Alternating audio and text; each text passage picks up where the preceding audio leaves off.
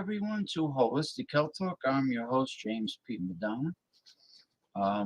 And another week has flown by.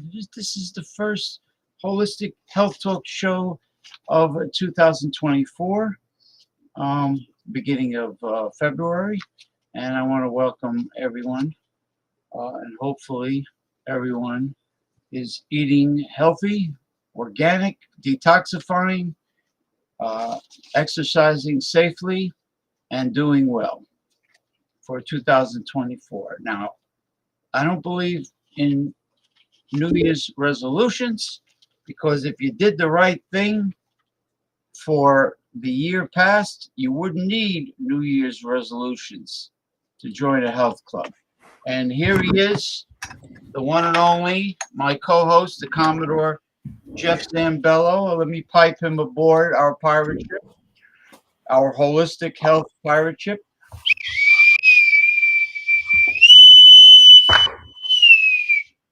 Arr! How are you, sir? Excellent. It was a good weekend. Oh wow! And he had his lunch at a great Turkish restaurant in the maritime provinces of Canada, and that's the baklava. That's the delicious baklava made with the phyllo dough and I guess walnuts and pistachios. Made on premises. Made on the premises, which I am assuming before the establishment opens up for business. They are there very early, preparing everything. Yep. And that's how the restaurant business is. I know that like the fishmongering business it really began in the wee hours of the morning because they had to pick up the fresh catch at the marina. But unfortunately, the fresh catch at the marina in the maritime provinces goes elsewhere. It is export. But that's another story. But I just want to remind everyone that make sure you're eliminating lectins from your foods before you eat them. The nightshade family, like peppers and potatoes and eggplant and tomatoes, make sure you get that skin off. Once you get that skin off, then you're pretty much lectin free and it's safe to eat it. Even almonds, I get the skinless slivered almonds because the skin is high in toxic lectins. Lectins are Mother Nature's defense by preventing animals from eating certain foods so they can propagate the species. That's the reason why Mother Nature puts lectins in certain foods. Now here's a snack that, well, if you boil them, it will destroy the lectins. If you boil the almonds, it's a tough nut to crack. No pun intended, because you got a pretty big bag of almonds. But I'll tell you, it lets me do a good shit. So it gives me the shits. So I really like it. And I do Willie Randy from South Park every day.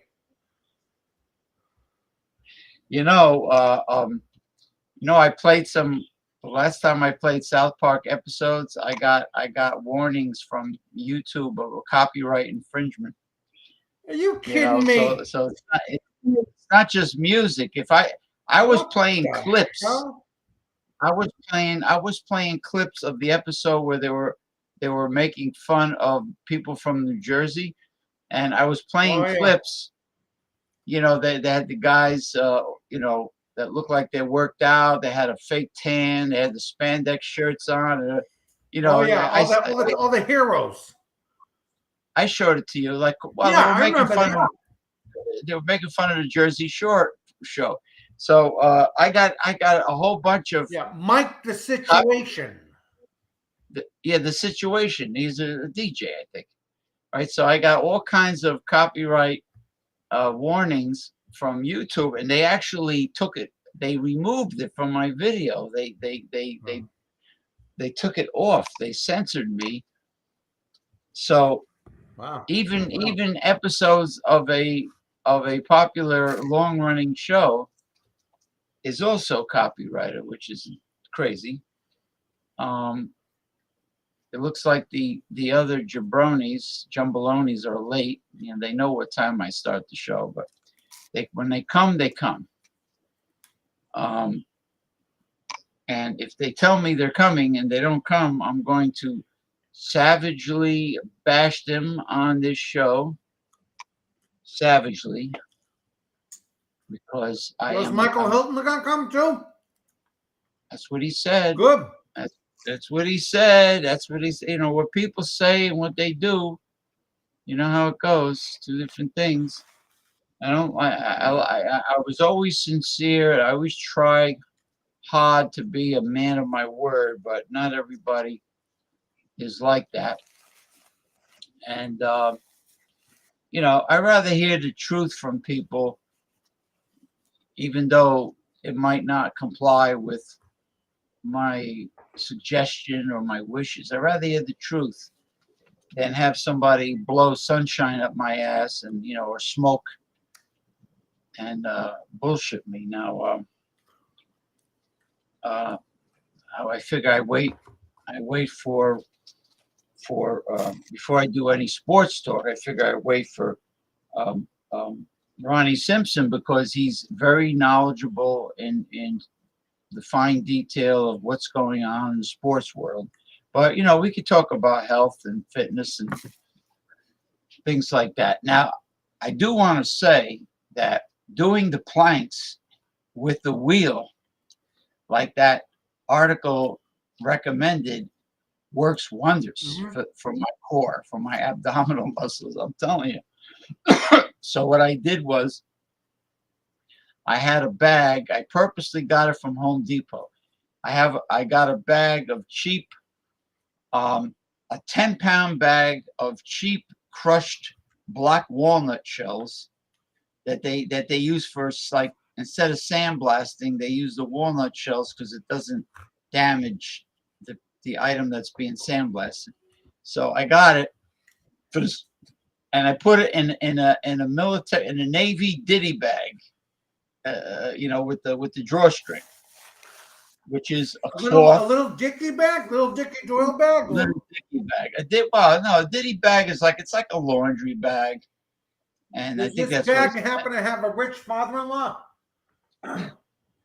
Yeah, to the man that probably put up the money for the Long Beach Kettlebell Club in Long Beach, California, and most likely he put up the money because I can't, unless he went into debt and he I mean, I don't know if he had collateral or anything, but to get a business loan, because you can't just walk into a bank and say, I want to apply for a business loan, and expect to get it. Especially with a sport that's a fad. There's no more kettlebell competitions anywhere. Nobody. You walk into any gymnasium and you mention kettlebells and steel mace and this and that and club bells, and they'll look at you like, what the hell is that? Yeah, it's a fad. It's a fad, and just like an infomercial that comes and goes, people that did seminars with the mace swinging, it's a fad. I mean, those kettlebells, they hurt a lot of people's shoulders because it's just repetition, hundreds and hundreds and hundreds of repetitions. Well, when you think about repetitive swinging for high volume swinging, you have to realize that what causes, like, tennis elbow, carpal tunnel syndrome, baseball pitchers that throw too many fastballs, right? Rotator cuff injuries, Tommy John surgery, tendonitis, or when you think about that, it's wear and tear. You're doing the same thing over and over and over and over. It's like the only thing you can do, even if you do sex too many times, you're going to get pretty damn sore down there. Yeah. You know, it's like the secret, the thing with the human body is moderation. You have to get them polysporin.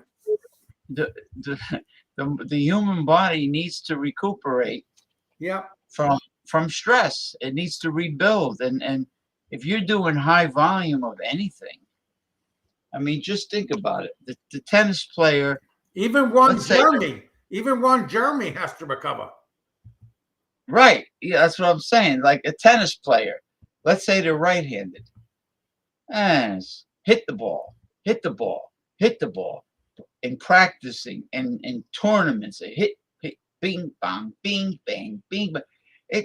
That's how they get tennis elbow. They get the inflammation of the elbow tendon. Yep. You know, it's same thing with like even golf. Golf. Well, yeah. No, let's say Nolan Ryan when he was known for his fastball. I mean, or Roger Clemens, whatever. He throw too many fastballs. Hey, Bart Robinson just said, "Hey guys, walking at the local park, beautiful day." Hey guys, walking at the local park, beautiful day. You know what? We had about 2 weeks of solid dark clouds and rain with no sun.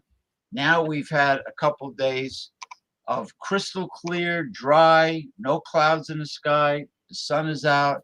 You know what? You picked a good day because, Bart, you picked a good day to do some speed walking or even bicycling because the weather is still very cool. And when it's cool and dry and beautiful like on this. On a clear day. On a clear day. Hold on. What was that? Robert Goulet used to sing that? Something like that, yeah. Sunshine on my shoulder makes me happy. A jism on my shoulders makes me happy. Yeah, what I'm trying to say, see, we humor you on this show also. We educate you and we humor you. So, you know, it's all right. I know we digress sometimes, but what does Bart say? Bart, had to get some sun on my pale white face. So you're like me. You're a lily white Caucasian heterosexual male. You're single or you're divorced, right, Bart? I was too lazy to skip rope today. You know what? God bless you. If you could skip rope, I tried. I was so awkward. I tripped on the damn thing. I even bought.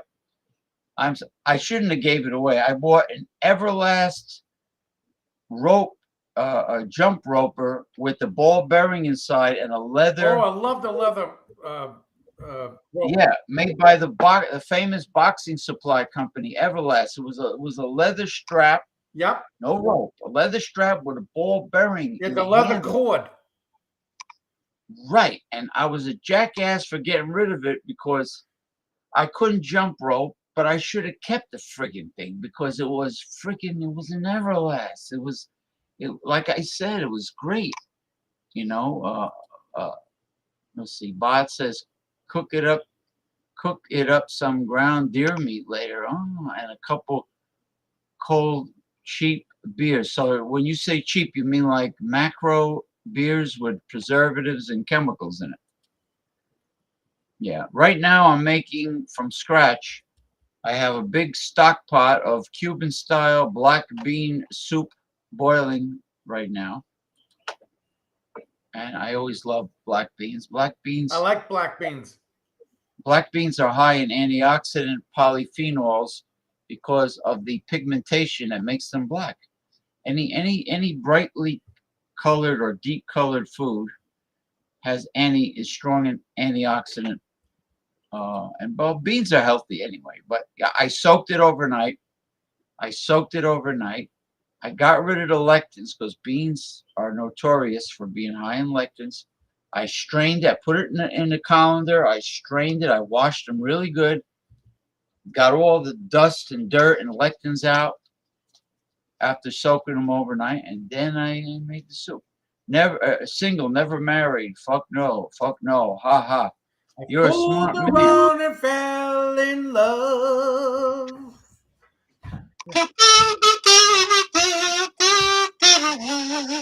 We fooled around and had child support for 18 years. Your wife took you to the cleaners and the poorhouse. Her divorce lawyer fucked you over with no lubrication. And you go to the dance club. Do you want to dance? Well, what do you do for a job? What kind of car do you drive? Do you rent? Do you own? Are you established? Can you pay for my children's my grown-up children's university education for 4 years? When you pick me up for the date and take me and wine and dine me and pick up the tab, what kind of car do you drive? What kind of car are you gonna pick me up in? Oh, you're gonna pick me up in an older car. Whoa, I don't like that. Yeah. How come you don't have a brand new car? What the But it's hell got to is be going on? mutual. Like, how come it's always the onus is already always on the male? Well, I thought they wanted equality and with the feminism and everything. I thought they wanted female empowerment, wooden meals and clubs. Yeah, female signature empowerment. series. It means they want to make the same money or more when it comes to employment as a man, but socially they want special treatment. You know, but you know what women do in a workplace?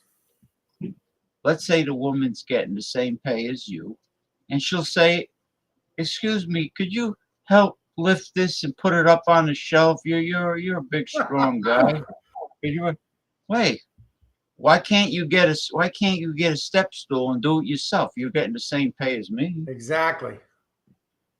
You know, I use a brand called Cross Ropes. Very expensive, but they're absolutely worth it. I wouldn't buy any others. Well, if the performance is that good, Bart, then if you say they're worth the price, it depends on how much you paid for it. I mean, Miller High Life Schlitz. Okay, gotcha. I'll tell you, the rope that Bart just mentioned, I don't know if that's like a CrossFit rope, but those CrossFit ropes that they make today, the high speed ones are awesome. Maybe that's what he has. I mean, those things, you can't beat it. And then they're easily adjustable because there's little screws on the side. It's like this wire, and it's awesome. I would rather have that than an Everlast leather because you can't really adjust the length of the leather. Yeah.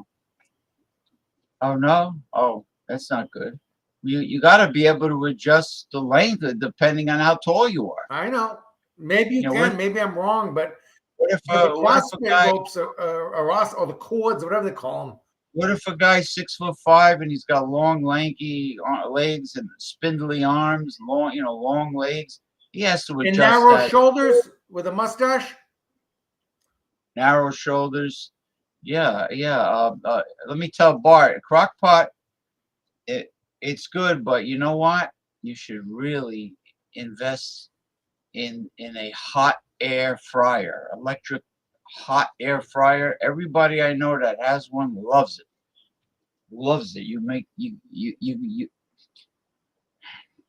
You set the temperature, the timer, and it circulates the air like convection, and it browns your food, makes the meat crispy, and it cooks real fast. Hot air fryer. I'm telling you, you can do so much with it. My sister made sweet potato French fries in there. Those are good. Chicken pots. Without all the vegetable oil too, like if you fry them. Yeah, no oil. No oil. It's a hot air fryer.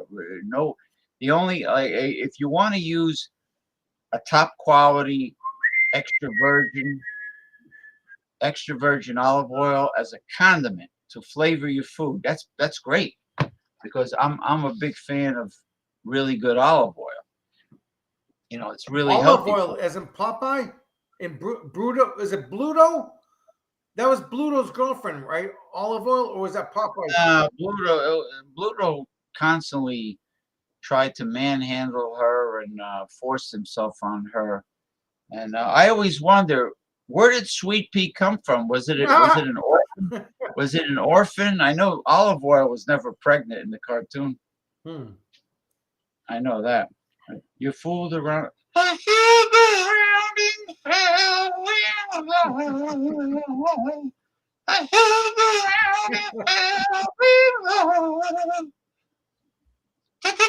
I got screwed with child support.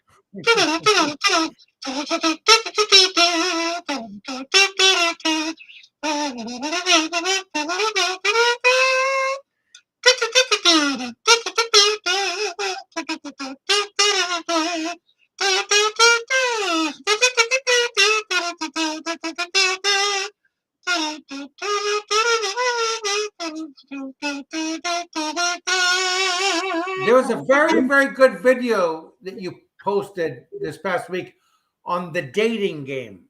I forget what one of the brides. Oh, I posted. My sister gave me that. Yeah, it It was was the very good. girl. Yeah, he says, what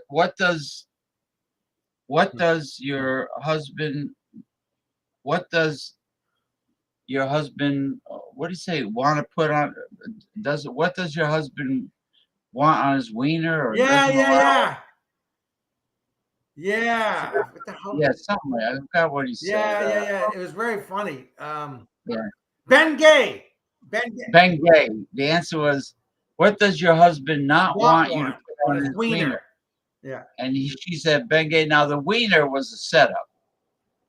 You know, if you tell a girl about her husband's wiener, she's not gonna say spicy brown mustard Yeah. or Or ketchup, Grey Poupon or something. Grey Poupon. Yeah. Yeah, only sophisticated people like Rick Brown like Grey Poupon. Excuse me, sir. May I ask, do you have any Grey Poupon? You know, The I two never Rolls see. Royces line up with Yeah, each other. I never see a coupon for a poupon. I never see What that. about a You know. Groupon? Oh, now they got Groupons. What is Or it? A group? sycophants or hero worshippers?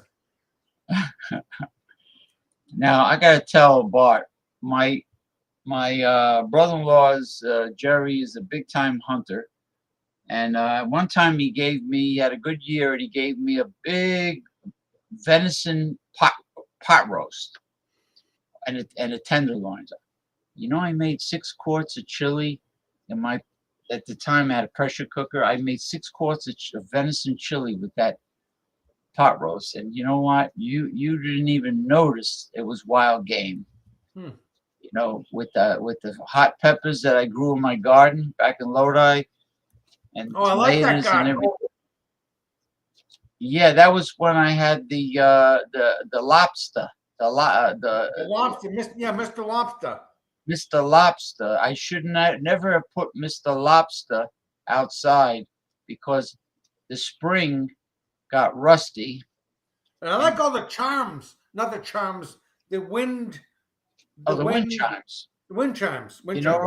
where I have I put a new bamboo wind chimes on. I clipped it to my kitchen the drapes on my kitchen window. So when the air blows in from the Hudson River, New Mm. York, it like sometimes it chimes. You know, because I'm like I can't put one out. Ring my bell, ring my bell. Do, Ding do, dong, do, ding. do, do, do,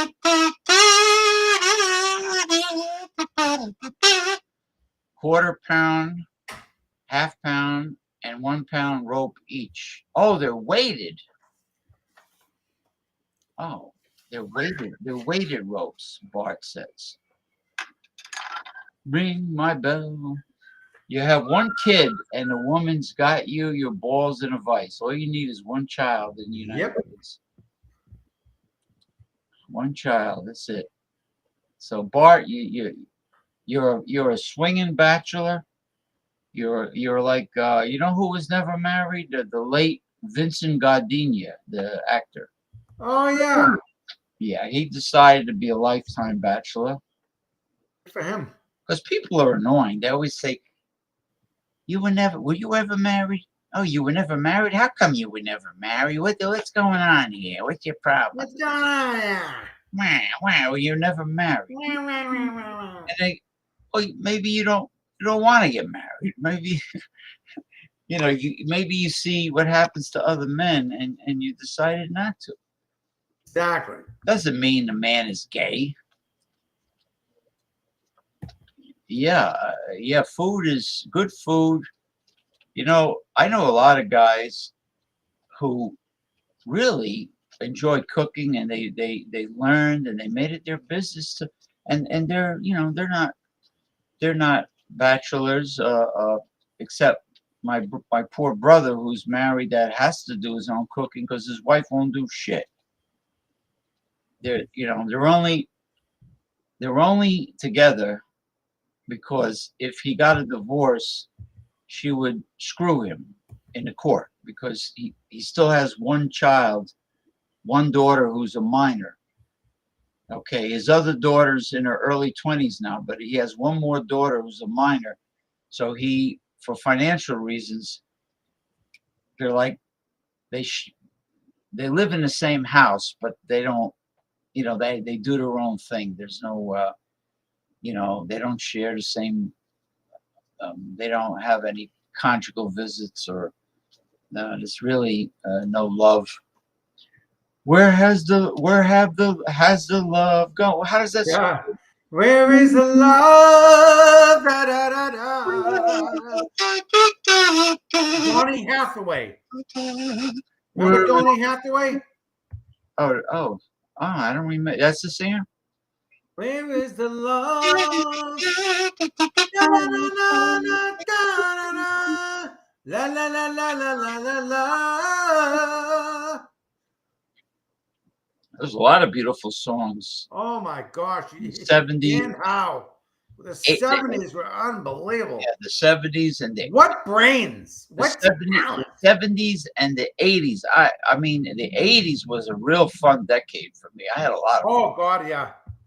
The music was fantastic. It was, Men were men and girls were girls. if you went out with your friends, you had a great time. But women were feminine then. Like they did their hair nice, they put makeup on, you hook up. they wore the Guess jeans, the Calvin Klein jeans, And it was easy to hook up the with. Jordache jeans. Yeah, it's like you What happened? What happened? you had in the early 80s you had disco and then came freestyle and new wave.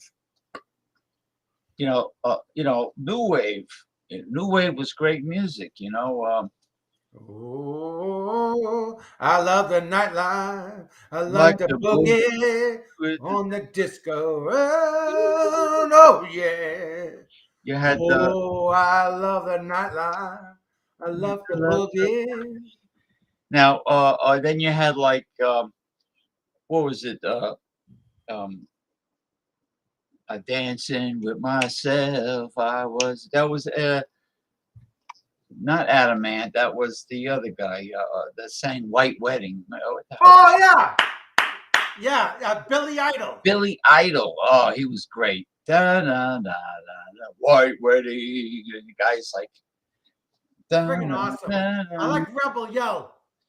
And then you I had, want more. and then Here in My Car. But that was a good song. And then it was Robert Palmer. I'm Oh yeah. addicted to love. Oh, He had those. oh He had mercy, those, mercy me. he had those tall girls in the background with Yep. the white face, and they were there. Exactly. Addicted Woo! to the Go-Go's. Mamma mia. The Go-Go's. ABBA was fantastic. Those two girls, those Swedish girls, Yeah. Agnetha. That was her first name. they had Long one. Her name was Agnetha. beautiful voices. Woo! this little town sucks for single older people, and I don't like traveling. Well, yeah, but you're only 15, 20 minutes from Dover, Delaware, right? And what about can you Oh, I can you love the nightlife. I love the nightlife, love the boogie. Could you travel to the suburbs of Philly? How far are you from the suburbs of Philly? Because he's down in southwestern New Jersey. Um, yeah, there's no place around. Vince McMahon is in hot water. Hey, where the hell are you? You said you wanted to come. I sent you the link. What are you getting like Michael Hilton now? You telling me you want to come on and then you don't come on? It's Ronnie S. Where the hell are you? I sent Jordy a link. I sent uh hey, where is Jordy? How come Jordy's link doesn't show up here? What the fuck's going on? Zuckerberg is screwing me over here? What the hell's going on here? The hawk nosed bastard. He's skooma. He's a skooma. He's a Oy skooma. vey. He shows yeah, he just showed up. What the fuck? Western Ronnie? Oh, wait a minute. McNamara? Hi, McNamara. McNamara's band. That was an Irish song. McNamara's band.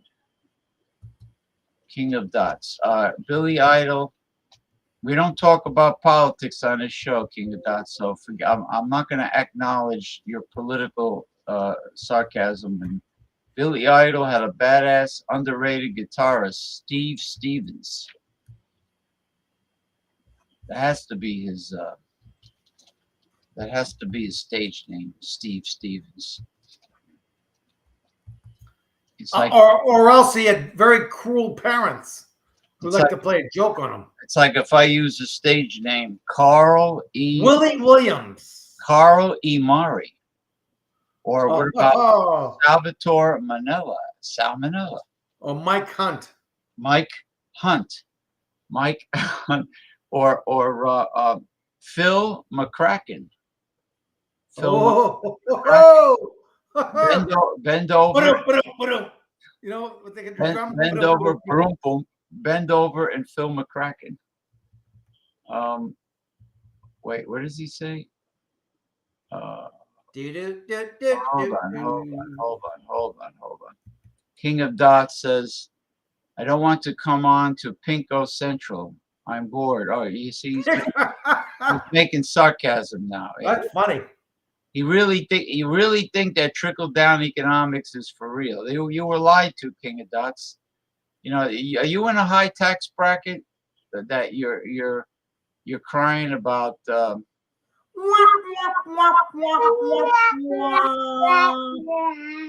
don't think he's in a high tax bracket. Yeah, he's probably living paycheck to paycheck like any middle class, or maybe he's lower middle class. You know, Zuckerbucks. Hey, Ronnie, don't bust my balls.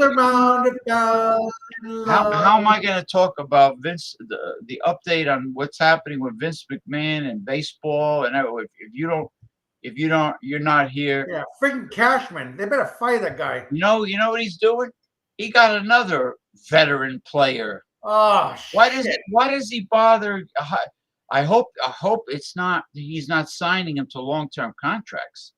Unbelievable, James. Why is he doing that? I don't know. He's got a light bulb shaped head, and one of these days the Yankee fans gonna punch him right on fucking. I guarantee you, James, he's got security. When he walks out to the parking lot after work every day, I guarantee you he's surrounded by security guards. Yeah, guarantee you. I heard Zuckerberg's got a ton of them. He has to. Look at him. Because he's a motherfucker. People want to fuck him up. Let me just go to the printer here for a second. Okay. I don't go into Philly anymore. It's a dangerous shithole. Now, Yeah, I heard Philly. How come? How come a major U.S. city that has big sports teams? How could a city like that be allowed to turn into a shithole? You know, I don't know what kind of. They probably have mayor. A mayor is probably like the mayor they had in Baltimore that allowed the rioting to go on and allowed police cars to be burned and turned over. You know what I mean. They somebody that doesn't want to hassle. They don't want to hassle the I'm brothers. on a They don't love want train. Love, to love hassle the brothers. train. Love train, people all over the world. I'm on a boat. He's a smart aleck. I've never been sarcastic my entire life. I'm a smart. A smart aleck is like smart ass, right? Alec. Yeah. Alec. I wonder what the history of the word Alec came from. Smart Alec. You know who's sarcastic? Alexander the Great was pretty smart till he went into India. Yeah, that's where it ended. That's where it ended, unfortunately. You know, Tommy Carroll is very sarcastic, but King of Dots is direct, and which I like because it's not sneaky. Sarcasm is like a sneaky way when somebody gives you digs. I fooled around and they drained my bank account. Are you established? Are you established? What kind of car do you drive? I'm not from New Jersey.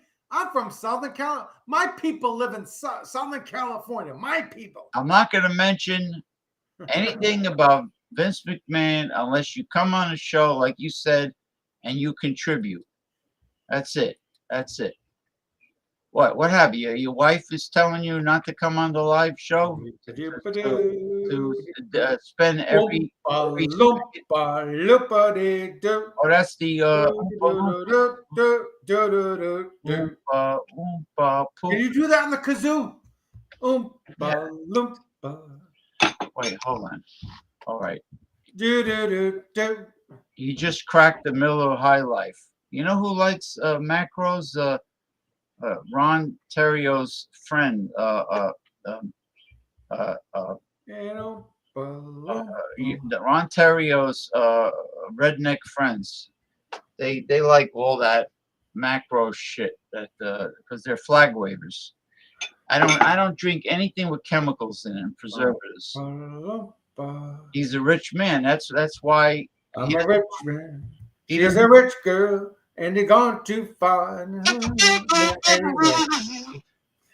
You can rely on the old man's money. You can rely on the old man's money. It's a rich girl. And he's rich and he's too cheap to pay his fair share in taxes. I'm not in a high tax bracket. That's why I succeeded. You succeeded? You succeeded in being a smart aleck. Oompa.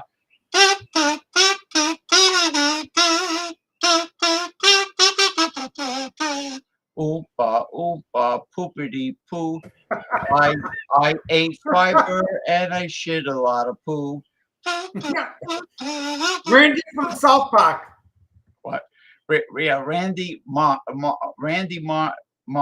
from South Park. Randy Marsh. I never got a picture of my poop. I never got a paycheck from a poor man. Only rich men. You know, rich men are the cheapest. Oompa loompa. They're the cheapest, stingiest employers that you could work for.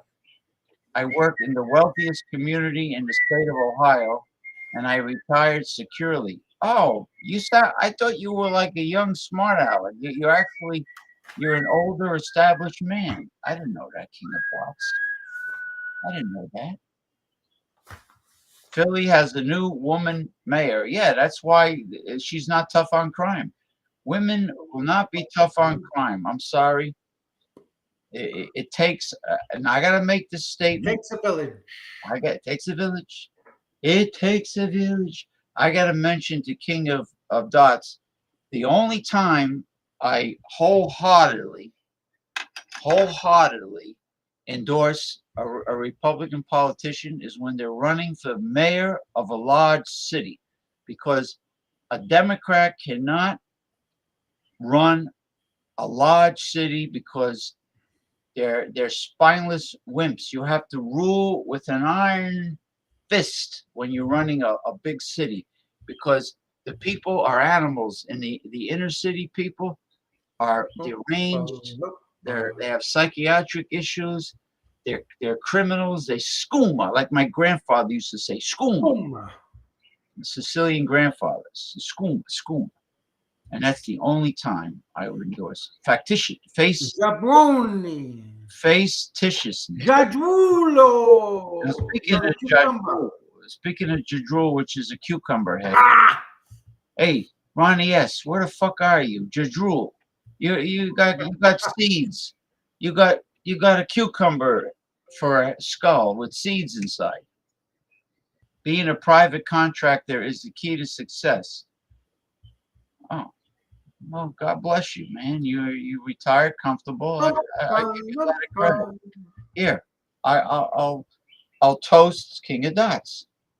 Now, tell me something. I'm curious. Do you know Tommy Carroll well? Because he always goes. He has to go somewhere late at night. Now, does he have like a graveyard shift job, or does he have a girl that a Goomba? Does he have a gumara, a girlfriend that he visits? Goomba. You know, where does he go?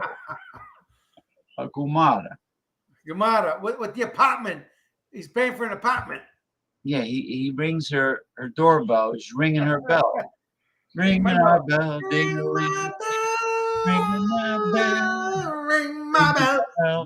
Ding dong, ding. Ryan Terrico. I have no idea who that is. Lots of singing going on today. Well, because we want to because we're happy. I want to get into sports talk, but I'm waiting for you. Doesn't look like you're coming on, so I'll have to play extra health videos when I sing my song. La, la, la, la. I can't stand Barry Manilow. I don't like sappy. I don't like sappy music. Well, you know what? I give him a pass. I saw something recently. It said we all knew way back in the 70s and 80s, but his music was so good, we all had to give him a pass. Because he came out of the closet a few years ago, but he gets a pass. The guy was ultra talented. What does he stick his big nose up the other guy's ass? Well, you gotta give him a pass because many of us in the 80s, 1980s, were on nice dates. Well, Neil Diamond. And nice slow dances to his music. So Neil Diamond. Good memories. Neil Diamond was really good at romantic. Love on the Rocks. No, the Kiss that all I made. How's that song go? That was a great song. The Kiss. September morn. Need your kiss, I can't resist. Kiss. How does that song go? A brand new day. King of Dots, the Hall and Oates. Lovers playing scenes from some romantic play. I was always September morning still can make me feel that way. I can't play the Rubber Band Man because I'll get the. You mean the Tambourine Man? No, Tambourine Man. How does that song go? Mr. Tambourine Man. Tambourine Man. I like What Goes Up, What Must Come Down, Spinning Wheel. Got to go. Oh yeah. Right, the fifth dimension. No, it's not the fifth dimension, is it? Was that what goes up must come down? Blood, Sweat, and Tears. Spinning wheel goes round and round. Right, that was Blood, Sweat, and Tears. Yeah, Blood, Sweat, and Tears. You're right, James. 100%. Sam the Sham. Goes up, boom, must come down. Ba-da-da. Sam the Sham and the Pharaohs sang Wooly Bully. Bully Bully. Sam the Sham and the Pharaohs. Yeah, if I played a Rubber Band Man, which was a great song, I think Oh, that was the the spinning. tambourine man, play a song for That goes me. way back, the Tambourine Man.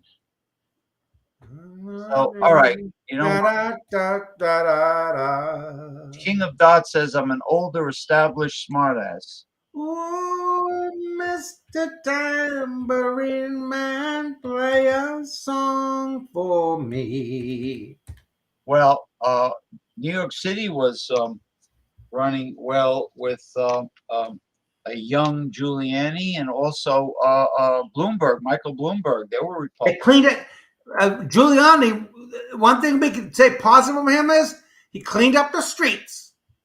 Yeah, all the riffraff left 42nd Street and Times Square. They all left. Yeah, and Oh, yeah, I know Mr. he did. A young Tambourine Giuliani Man. mayor had Bill Bratton, who was a police Oh commissioner. yeah, Bill Bratton. He was from Excellent. Boston. He was from Boston. From Boston. He was a police commissioner in Boston Yeah, but Police. he was tough. He was. Police commissioner. He was. He wouldn't put up no sassafras. Yeah, he was responsible for the cleanup, for a big part of the cleanup. Play a song for me. I didn't bull crap. Yeah, now they're all the Democrats because the inner city folk vote for their people. You know what I'm saying, Jelly Bean? You know what I mean, Jelly Bean? He's a man of the night. Yeah. In the night. La da da. Yeah, in the night. Yeah, I remember. Yeah, Laura Branigan. Remember Laura Branigan? Brannigan, In the night. Da da da. Da da da. Da da da. You know Tommy Christmas Carol. He was on last night, but he always throws sarcastic digs at me to get me aggravated, to start a political argument. The tambourine man, play a song for me. Blood, sweat, tears. That's right. Spinning wheel got to go around. I collect vinyl. Now, vinyl. I like the what's it? The Thunderbirds. I'm gonna be tough enough. Dun, dun, dun. I gotta hear this song to know what the. So you like vinyl, huh? Are you a vintage record collector? You have my grandfather had, but when they sold the house after he went in a nursing home, one of my fucking cousins confiscated his albums. He had like Al Jolson and the Burgundy Foxtrot, like all music from the 1920s, and there's one thing about relatives. When a parent dies, a parent dies or grandparents die, they're like vultures when it comes to confiscating the earthly belongings of the. Yeah, and what's worse is then you go to the funeral and all these distant cousins say, "Oh yeah, let's get together for lunch." Oh yeah, you know what? We got to stop running into each other. We got to stop waiting for years before I see you. Oh, that's so foolish. We got to get together. Let's get together. Yeah, It never happens. never happens. He was completely expunged from YouTube 2 years ago for my comments. I'm back and snarkier than ever. So you were expunged. Well, just don't be a wise ass on my show, because I'll expunge. I'm not going to give you a sponge bath, but I will.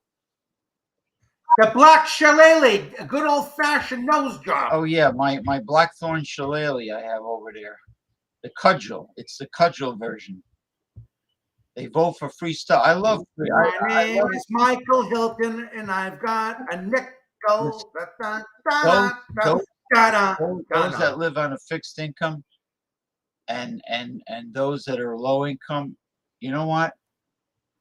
If it's good enough for Scandinavia, it's good enough for me. Free stuff is wonderful. Just let Bill Gates and Jeff Bezos and the New World Order, Zuckerberg and Elon Musk, let them pay for it. I mean, I was offered $65,000 for my collect. Wow, You said no, yeah, because you know you had it appraised. This king of God. My name is Michael. I got a nickel. Oh, Dun, dun, dun, dun. That song's in honor of Michael Hilton. my name is Michael, and I got a nickel. Wow, wow. Yeah, Michael Hilton's. He's That's Michael he's Hilton's blowing song. me. My name He's is blowing Michael. me I got a off. nickel. I live in San He's Francisco. blowing me off. The rat bastard. Ronnie Simpson. Well, I got to give Ronnie Simpson a pass because Why?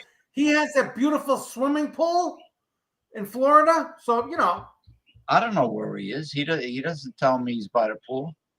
I mean, if I had the choice between looking at some ladies in bikinis at a Florida swimming pool and, you know, being with a bunch of guys on a talk show, I'd pick the bikinis any day. So I give Yeah. Ronnie a But pass. the thing is, he told me he wanted to be on the show. You know. I don't like people that change their plans the sperm of the moment. Like they get the last The spermatozoa of the the moment, spermazoa. Well, one sperm is or the corn niblets in my poop. one sperm is called a spermatozoon. So, spermatozoon is Hello, spermatozoon. My sperm. name What a is funny word. Michael. Sperm. I got a nickel. I told James I will be on the show. He blew me off, that son of a bitch. Motherfucker. You'll be back like herpes? Not if I block you, you right wing jabroni. I don't block you because you haven't been that bad. Casey at bat. You old geezer. Do you remember Casey at bat? Hey, yeah, Casey. Oh, by the way, King of Dots. If you were offered $65,000 for your record collection, and it's worth more than 65,000, why don't you sell it? Because you're not getting any younger. If you're a retired old man, what are you going to do? You're going to take it with you? You're going to take it with you like the pharaohs of Egypt? I mean, what are you waiting for? What are you waiting for? When you're 90 years old, you're going to... For Mount Vesuvius to erupt again. You know what? One of your relatives is going to enjoy the money from selling. When the worms get you, when you finally pass on, God forbid, knock on wood, God forbid, your relatives are going to get your records, your albums, they're going to sell them, and they're going to enjoy the money. So what are you waiting? What are you waiting for? He thinks he's going to take it with him like the pharaohs. I think that currently my album, Harry Belafonte, Live at Carnegie Hall, is the most valuable. Mint condition. Wow. And I hate that Pinko. Well, you can hate me because I'm part of the Pinko Patrol. That's true. That's too true, Maradona. So now he's being a real wise ass. I bet you're one of those waspy guys from the Midwest because he treats Italian people like they were from Central America. I bet. Yeah, he's one of yes. He's making fun of my name. These are the real questions that old men ask. I'm only. Well, that reminds me of the Garment District when our ancestors came over from the old country, and then they were exploited.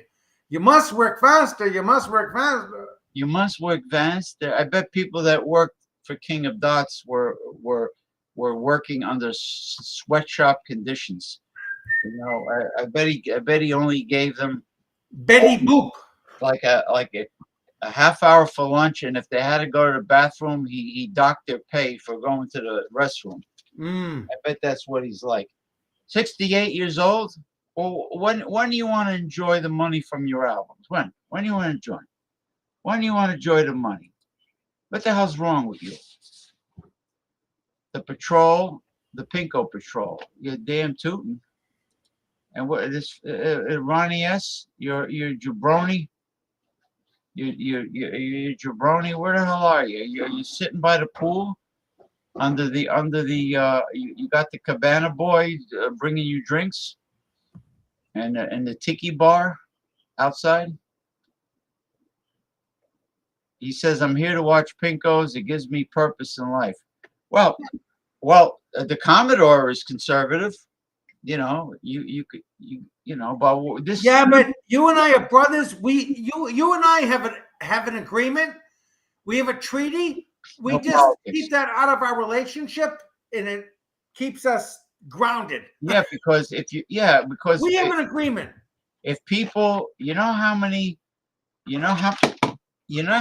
people told me My relationship with you, James, is much more important than my political views. but I'm saying, you know how many people told me on Facebook that their longtime friends unfriended them because of the difference in political ideology and everything. That's sad. I mean, It is very sad. we have an agreement that we don't discuss religion or politics, and that's it. We But discuss. we agree on everything else. We love the Red Sox. We love the Yankees. We both hate Cashman with all of our hearts. Yes, and we also We like Volpe, Anthony Volpe. We like the Martian, and we hate Dominguez. the stingy, greedy motherfucking owners of the Red Sox who put all the blame on Chaim Bloom, their former general manager. The poor guy took the heat for the owners that they didn't want to pay Humphrey Bogarts and Oh yeah, Mookie yeah, Xander Bogarts. Yeah, Xander Humphrey Bogarts. Bogarts and Mookie Betts. They didn't want to pay them what they're worth. La da da da da da. Casablanca. Da da da da da da. Hold on. La da da da da da da.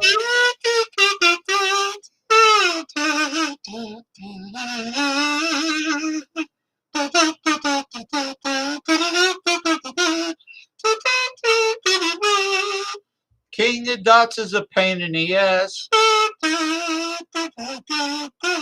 He's hoarding his albums when he could be enjoying that money. He thinks he's going to take it with him. See, it gives him purpose to watch. Well, you know what? That's it. You keep on. Oh, look at this. My dad voted for George Wallace every time. I'm an outside thinker. And you know George Wallace? Let me tell you about George Wallace of Alabama. He was a Democrat, but they called them Dixiecrats because they were like a lot of people in the South are still fighting the Civil War. And he was very racist. And after civil rights took effect, they all became Republican because they left the Democratic Party. The Beatles said that money can't buy you love or championships. Yeah. Well, a gold digger will pretend she loves the guy when she's actually in it for the money. Like, remember Anna Nicole, the late Anna Nicole? Oh yeah. She married this lawyer, this billionaire old geezer in his 90s. Yeah, from Texas, a Texas oil man. Texas. She was a go-go dancer living in a trailer camp, and she was discovered by this rich old geezer in a go-go bar, and he hooked her up with Hugh Hefner and Playboy Centerfold of the Year, Playboy Playmate of the Year. And somebody asked her, would you marry him for his money? And she goes, no, I loves him. That was her answer. I love him. Well, what? His grandmother was a Jehovah's Witness. Whose grandmother? Whose grandmother? Who's George Wallace? What? No. Whose grandmother? No way. No. Whose grandmother? He's full of shit. Jehovah's Witness. Yeah. Listen, Holy you're not going to take that money with you. You're 68 years old, and he won't sell his albums. It's worth $65,000. He thinks he's going to take the money. Radio. on the radio. On the radio. All right, you know what? I am really fucking. Wait till I tell Mick Von Raven what Ronnie Simpson did, On the and you know radio. what?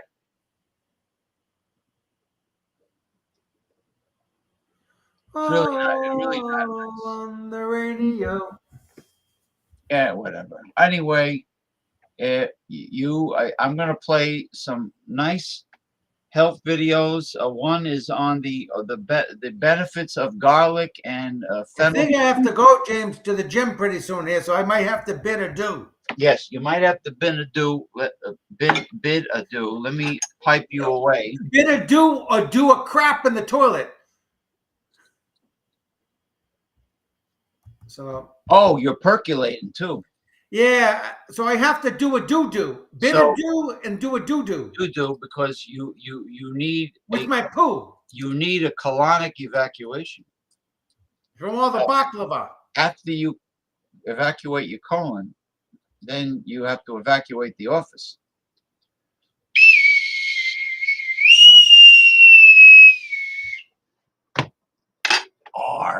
Oh, that was quick. I only need you, Maradona. I can't use money. All right. Well, thank you for coming anyway. Now I'm going to get on with, oops, not yet. I gotta set this up. Go.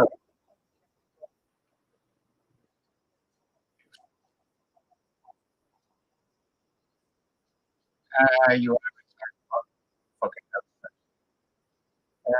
So this is Hello and welcome to Med Simplified. In this video, we will discuss about the 5 incredible health benefits of garlic. While garlic is a common ingredient in every kitchen, in the ancient times it was highly valued for its numerous health benefiting properties, which are still followed in many cultures today.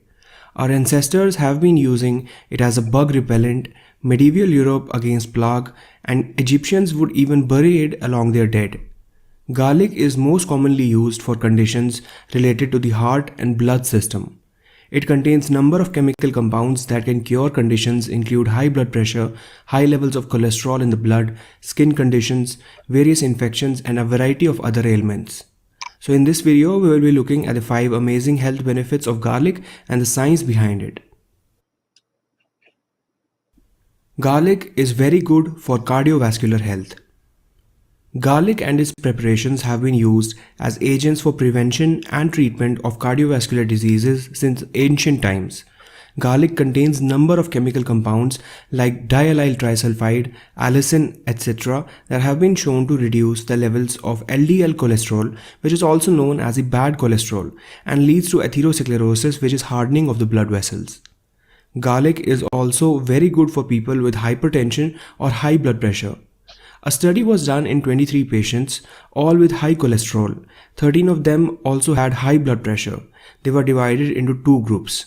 The high cholesterol normotensive group, meaning the group which had the normal blood pressure, and the high cholesterol hypertensive group, meaning the group that had high blood pressure.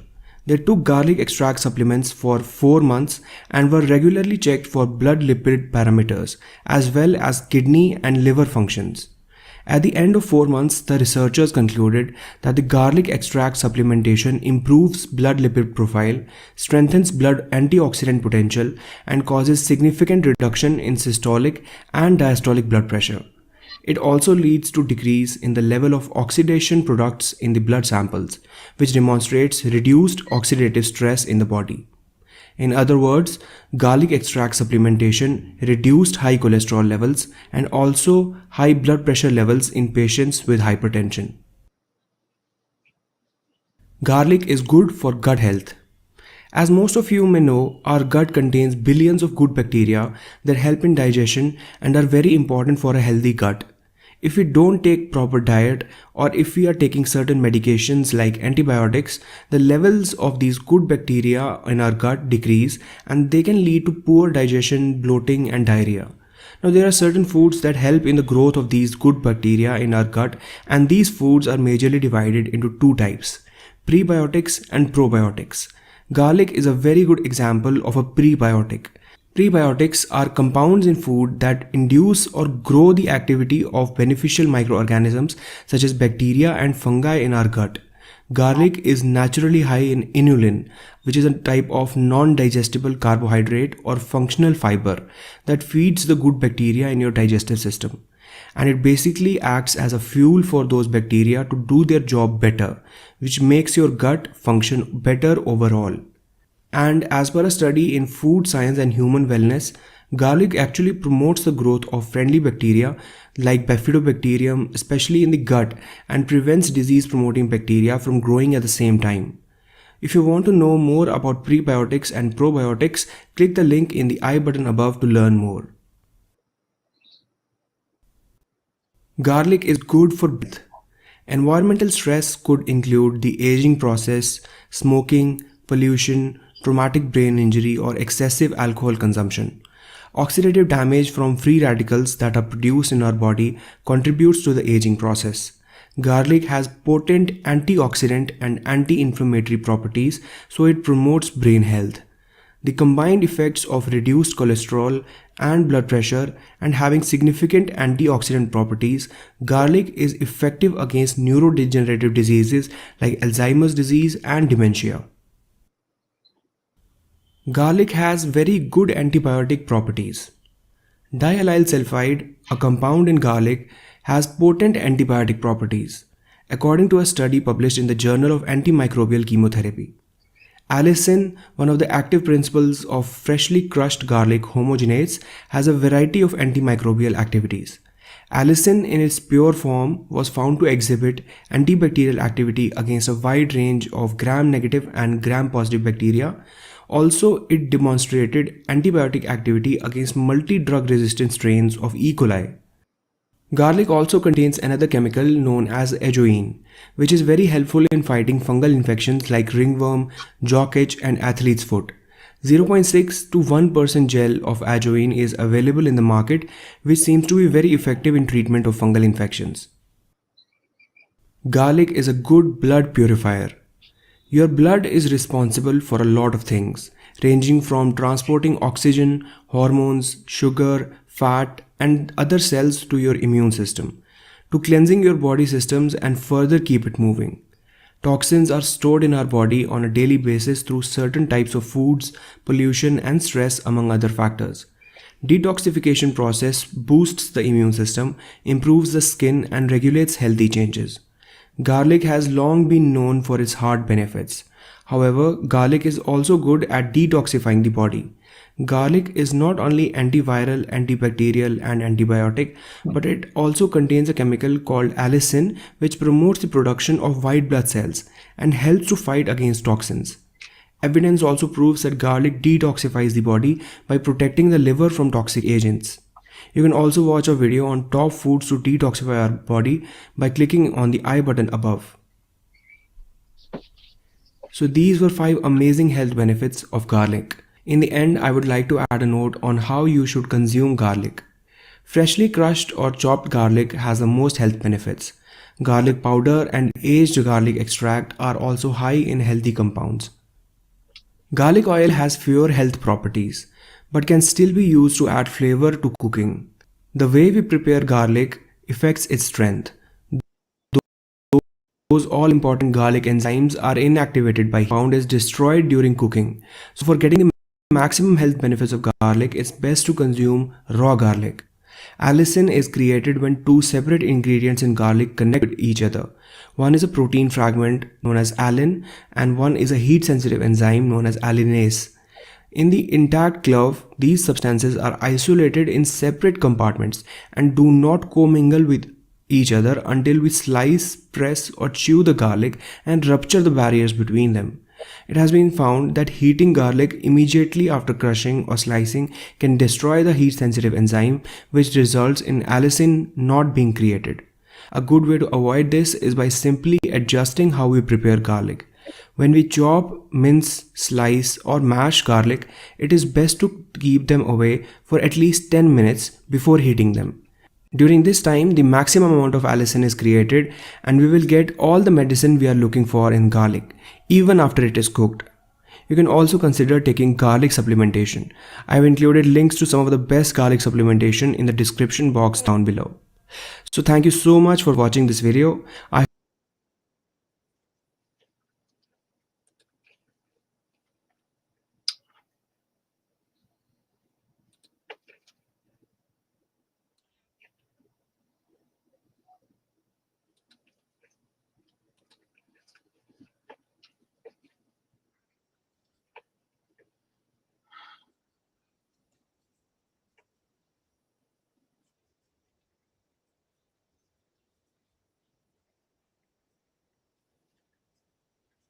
Bad.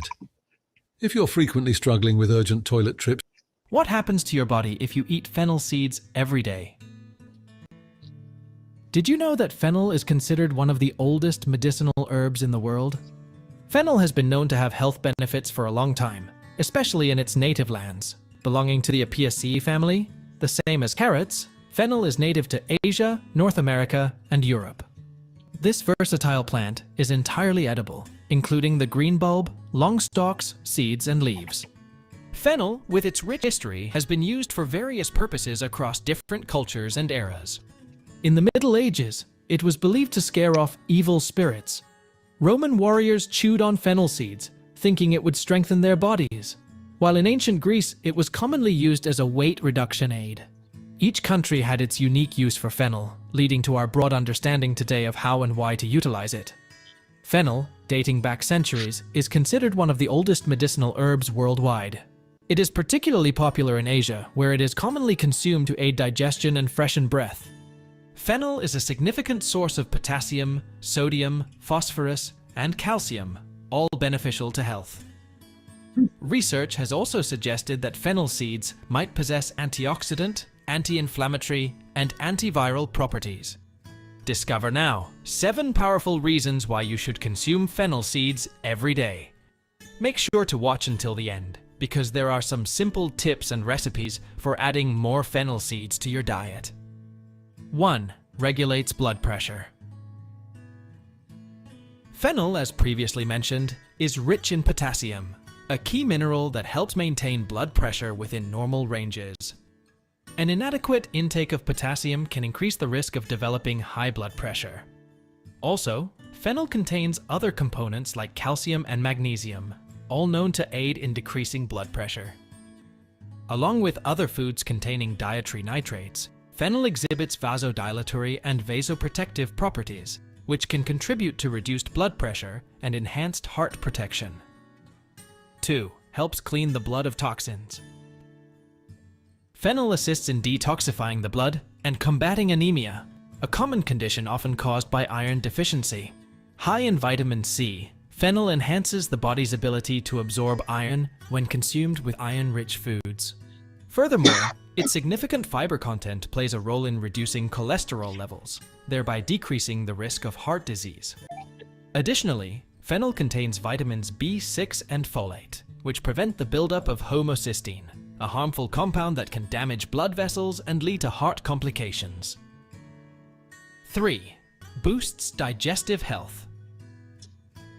Fennel has been aiding digestive health for thousands of years, thanks to its anti-inflammatory components. Its high fiber content not only helps prevent constipation but also promotes regular bowel movements, crucial for a healthy digestive tract. Laboratory research suggests that fennel may positively affect digestive disorders, including inflammatory bowel disease.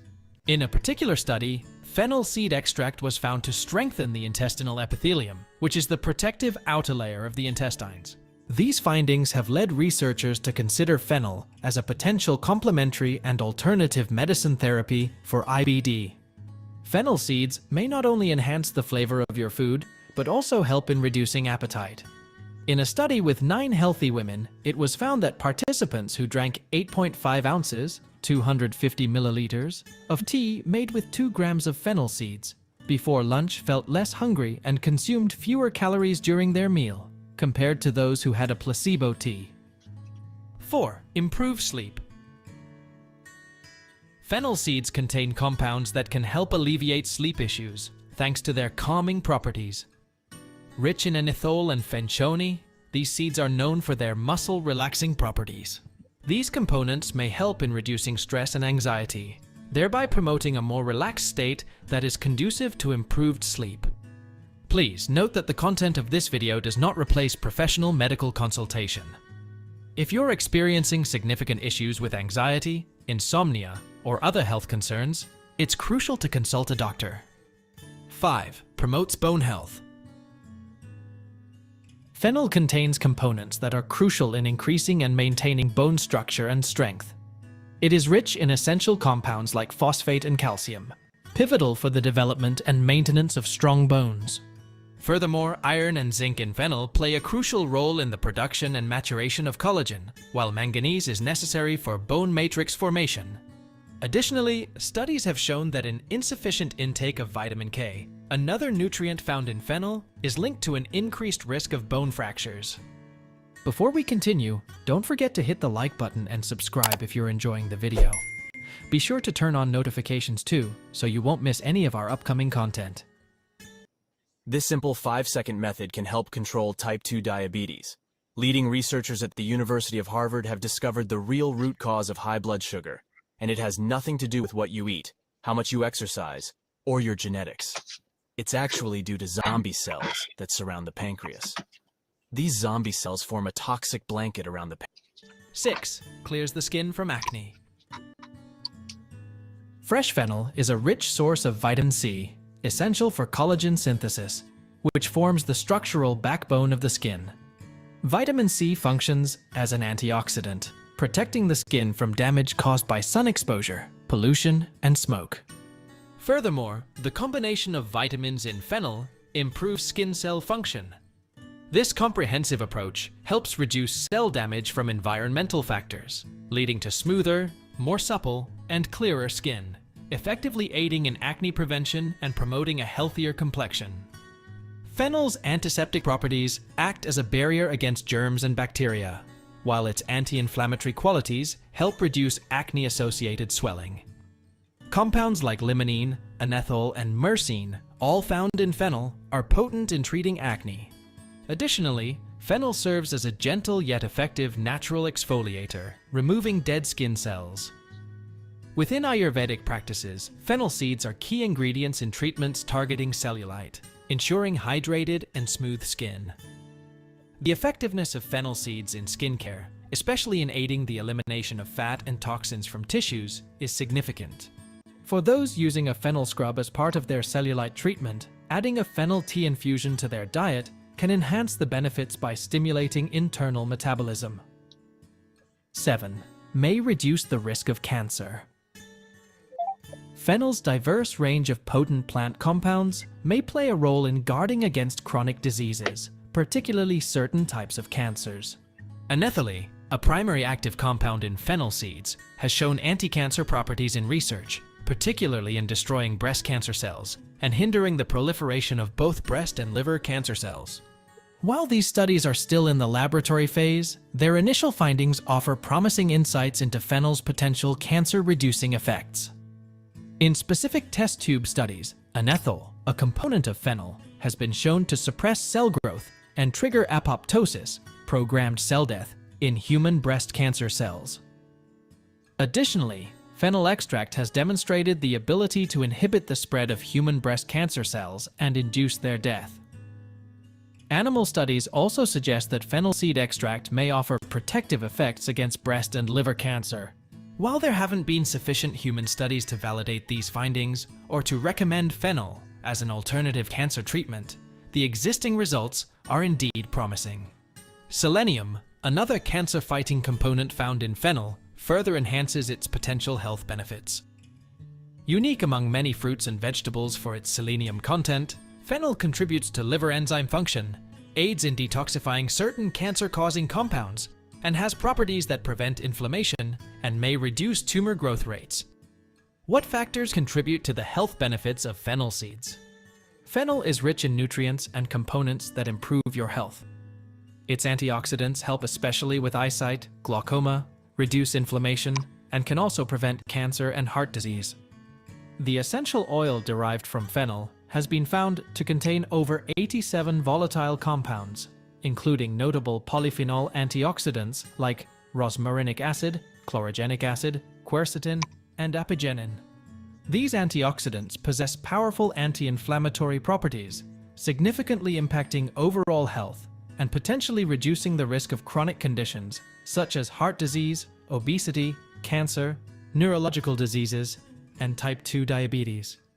In addition to these benefits, fennel seeds are known to contain more than 28 identified compounds, such as anethole, fenchone, methylchavicol, and limonene, each contributing to its health-promoting properties. How can fennel seeds be used? Fennel is a versatile ingredient widely used in both French and Italian cuisines. Different parts of the fennel plant, including its seeds and leaves, can be incorporated into a variety of dishes. When selecting fennel bulbs, opt for those that are firm, unblemished, and white or pale green in color, with green stalks and straight leaves. Store dried fennel seeds in an airtight container in a cool, dry area. As a vegetable, fennel can be eaten raw or cooked and is a flavorful addition to salads, stews, soups, and can be grilled alongside fish or chicken. Supplements and capsules. For individuals looking for a more concentrated intake, fennel seed supplements or capsules are commercially available. These capsules are often filled with powdered fennel seeds, capturing its essence without the need for preparation.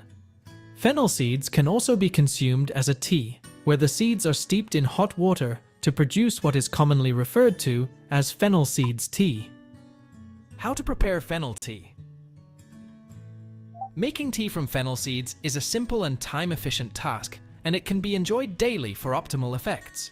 Although fennel tea might not be your usual preference for a warm beverage on a chilly day, its potent health benefits, supported by research and nutritionists, might persuade you to give it a try.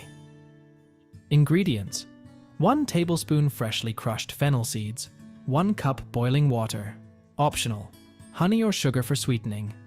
Preparation: an easy method to prepare fennel tea is by adding 1 teaspoon of crushed fennel seeds to a cup of boiling water. Allow it to steep for 10 minutes. Strain the water and drink it immediately. For best results, consume this infusion regularly on an empty stomach. How much fennel should be consumed? Fennel seeds are generally safe to consume in moderation, though it's important to be aware that they contain chemicals that may not be safe in large quantities. This is particularly true for oils and supplements derived from fennel. Currently, there is no standardized dosage recommendation for fennel, mainly due to insufficient scientific evidence supporting its efficacy for any specific health condition. Dosages used in human, animal, and laboratory studies have varied widely, ranging from as low as 30 milligrams per kilogram to as high as 200 milligrams per kilogram. Typically, consuming a teaspoon of fennel seeds daily is unlikely to lead to any significant complications or reactions. What are the potential side effects of fennel seeds? The FDA, Food and Drug Administration, considers fennel to be generally safe, but it can have a few side effects if used excessively as a supplement. These side effects include nausea, vomiting, stomach cramps, and photosensitivity. In conclusion, it's always advisable to consult with your doctor before beginning regular consumption of fennel seeds, especially during pregnancy. If you found this video helpful, give it a thumbs up and consider sharing this information with your loved ones so they also will know all the fennel seeds benefits. If you haven't already, make sure to subscribe to our channel for additional insights into the powerful world of natural health remedies and much more. Also, hit the notification bell to stay updated with our latest content. For more insights on health,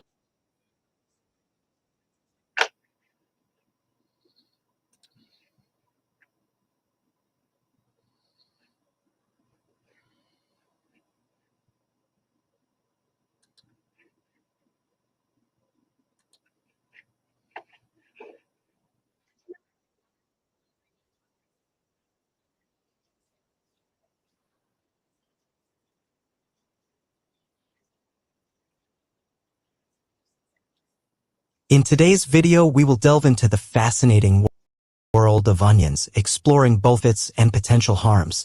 Join us as we discuss the optimal amount of onions for a healthy lifestyle, uncovering the specific advantages they offer to both women and men. Be sure to stay tuned until the end, and don't forget to subscribe to the channel as we embark on a quest for a healthier lifestyle and diet. Many individuals overlook the fact that certain fruits and vegetables, while generally beneficial, can also have adverse effects. The onion, a prime example, has a rich history of recognized benefits dating back to ancient Greece, where it was used for medicinal purposes. Roman warriors consumed onions for strength and courage, while athletes in Olympia used them to boost energy for training. Today, onions remain a staple in kitchens worldwide, essential in countless recipes. They also find applications in medicine and beauty treatments. As we explore the health benefits of onions, particularly for heart and vascular health, we discover that they are rich in antioxidants, which help reduce inflammation in the intestinal walls. Onions contribute to preventing atherosclerosis by lowering bad cholesterol levels and reducing blood pressure. Recent studies indicate that daily onion consumption can significantly decrease levels of bad cholesterol and triglycerides, reducing the risk of severe cardiovascular incidents. German researchers have even found that consuming onions daily can reduce blood pressure by up to 7%, serving as a preventive measure against arterial hypertension. Onions also offer remedies for various health conditions. For instance, inhaling the scent of finely chopped onions is a time-tested remedy for flu, colds, and runny noses. Onion broth can be helpful for kidney diseases, while onion skin broth may provide relief for head vessel problems and cramps. For nail fungus, daily foot soaks in a strong broth made from onion skins can be effective. Baked onion serves as a remedy for cough, particularly in cases of bronchitis. Regular consumption of onions plays a significant role in cancer prevention, reducing the risk of stomach and colorectal cancers. Onions exhibit promising effects on blood glucose levels, contributing to diabetes prevention. They also strengthen bones, enhancing bone mineral density, and play a role in men's and women's health. For men, onions can enhance reproductive function and manage prostate adenoma. For women, onions contribute to hormonal balance, preventing malignant breast tumors and supporting overall reproductive health. However, it's essential to note potential harms and contraindications. While onions are packed with beneficial substances, they may not be suitable for everyone.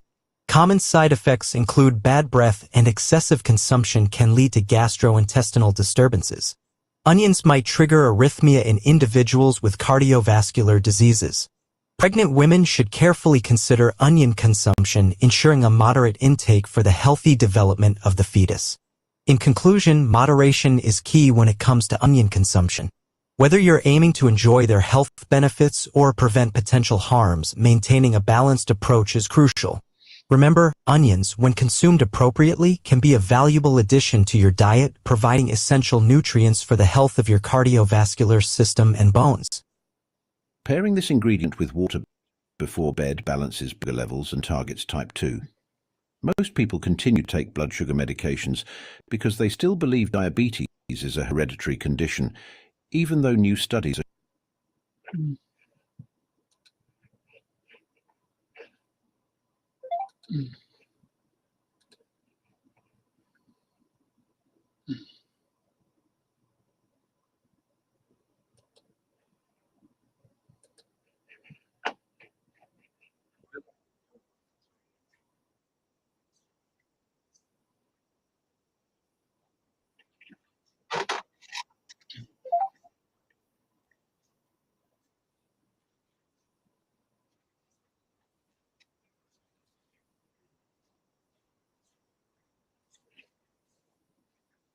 things like that, you want to germinate those because you want to get rid of certain anti-nutrients, and one being this phytic acid.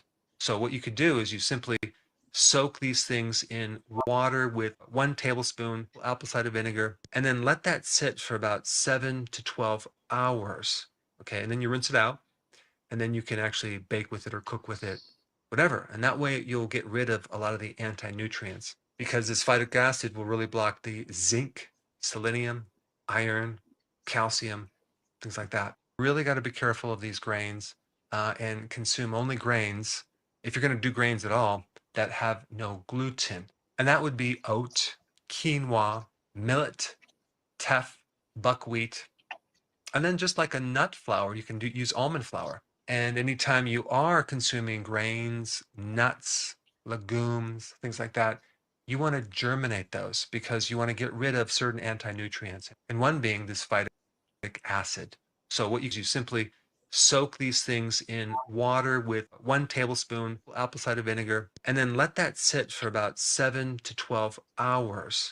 Okay, and then you rinse it out, and then you can actually bake with it or cook with it, whatever. And that way you'll get rid of a lot of the anti-nutrients because this phytic acid will really block the zinc, selenium, iron, calcium, things like that. Really got to be careful of these grains and consume only grains, if you're going to do grains at all, that have no gluten. And that would be oat, quinoa, millet, teff, buckwheat, and then just like a nut flour, you can use almond flour. And anytime you are consuming grains, nuts, legumes, things like that, you want to germinate those because you want to get rid of certain anti-nutrients, and one being this phytic acid. So what you could do is you simply soak these things in water with 1 tablespoon apple cider vinegar, and then let that sit for about 7 to 12 hours. Okay, and then you rinse it out, and then you can actually bake with it or cook with it, whatever. And that way you'll get rid of a lot of the anti-nutrients because this phytic acid will really block the zinc, selenium, iron, calcium, things like that. Really got to be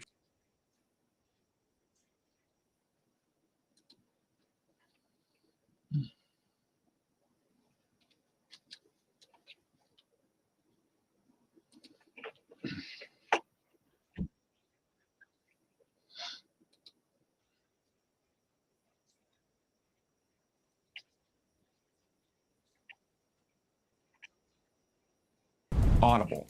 Audible pays me $8,000 to $10,000 every single month in passive income.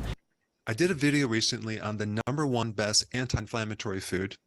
Today we're going to talk about the #1 inflammatory food on the planet. So there's a lot of confusion in this area of what causes inflammation. You have the vegans telling you that red meat and other types of animal products cause inflammation.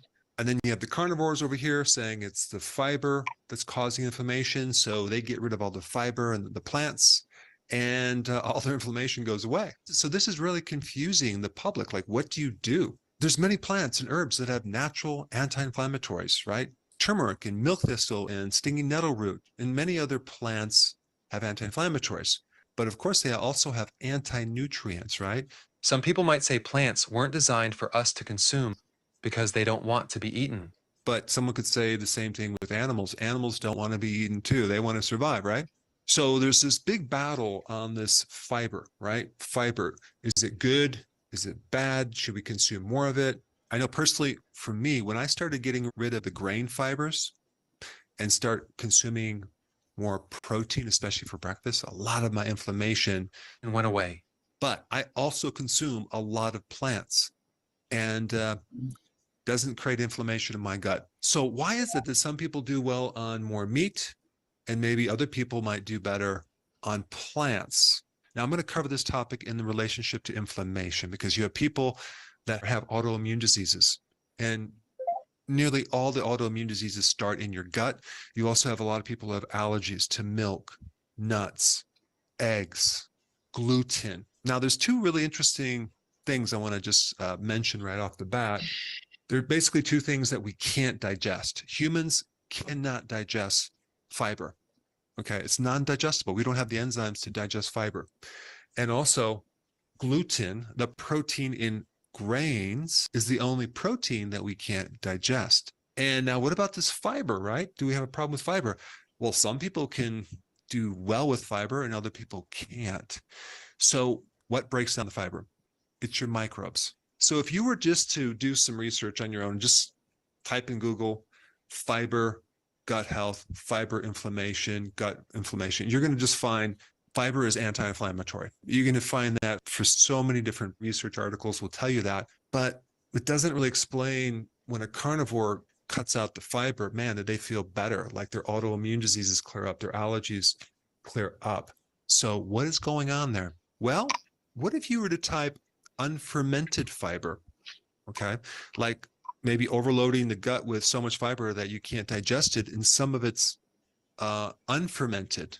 It's not broken down, because the way that microbes deal with fiber is they ferment it. So if you were to type on that, you're going to find something really interesting. You're going to find that unfermented fiber is inflammatory. So that's probably what's happening. And the reason why that's happening is there's some alteration in the gut microbiome. So you just don't have enough of the right microbes to deal with this fiber. If you're like me in practice, you have a lot of experience working with people one-on-one with fiber, without fiber, and the history of maybe when they start developing inflammation.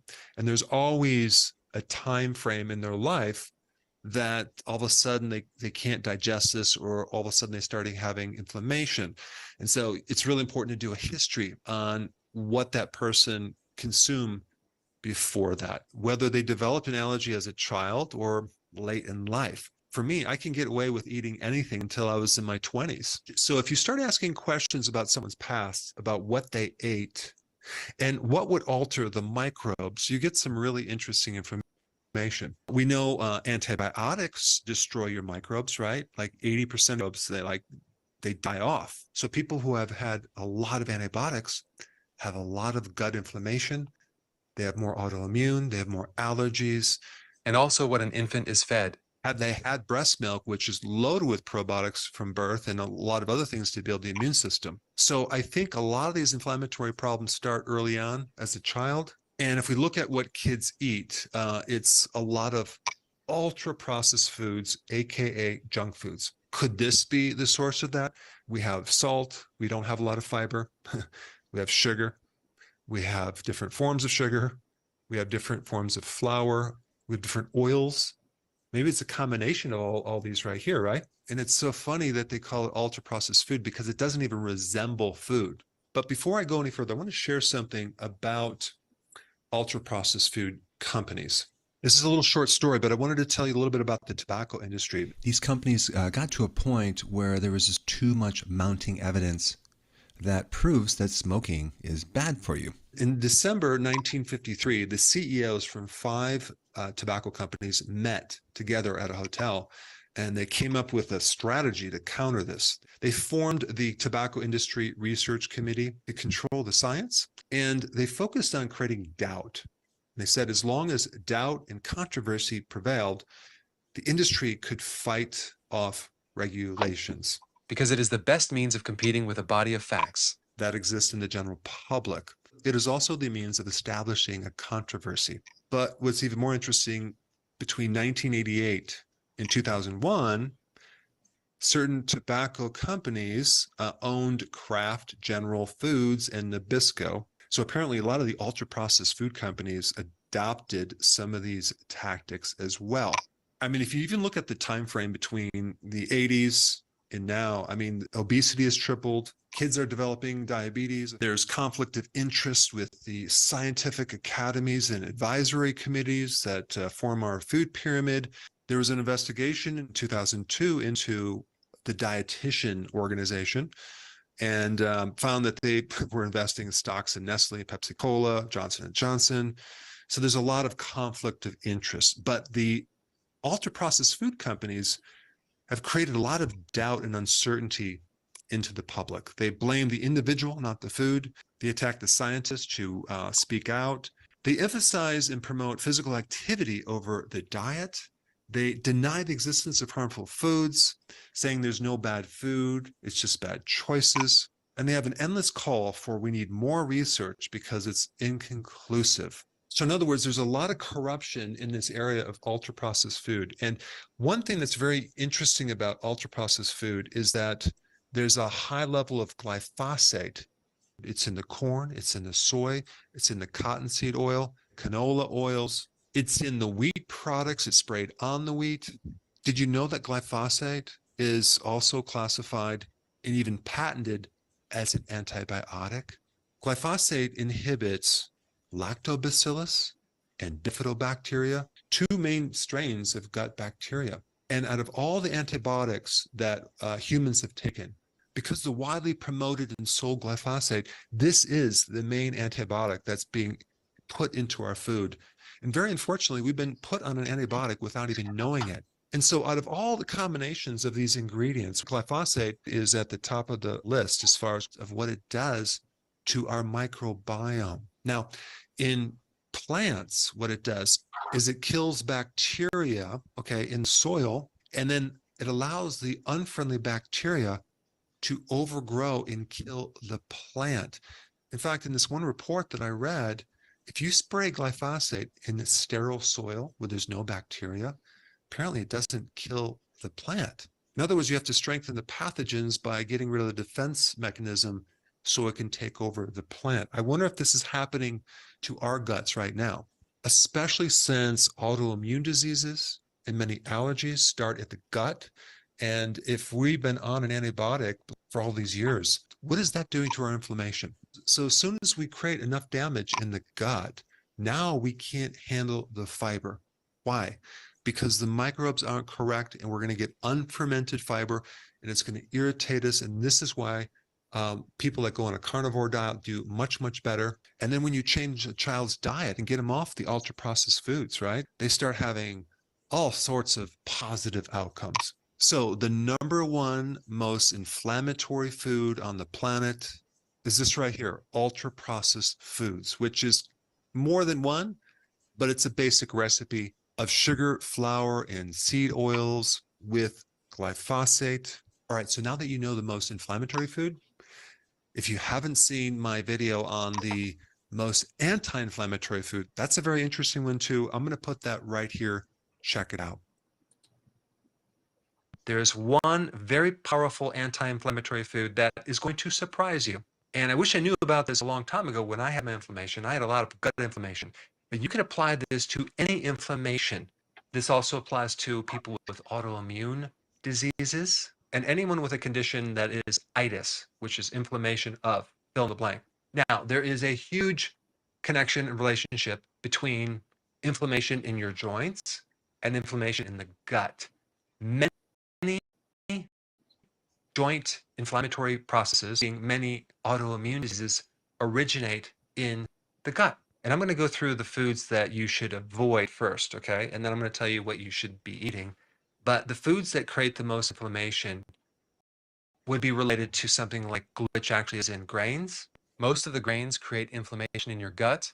Most people with arthritis don't know it, but their grains that they're eating are creating a lot of inflammation. Then you have the obvious like alcohol, sugar, junk foods. Another name for junk food would be ultra processed foods.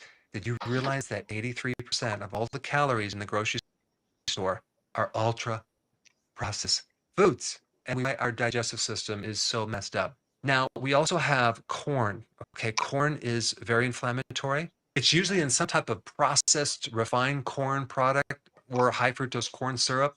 But I think about like 96% of all corn is genetically modified, which means it could have traces of glyphosate, which is considered an antibiotic. It can actually mess with your gut flora and create other issues. And then we have soy, the same boat. Most soy is genetically modified.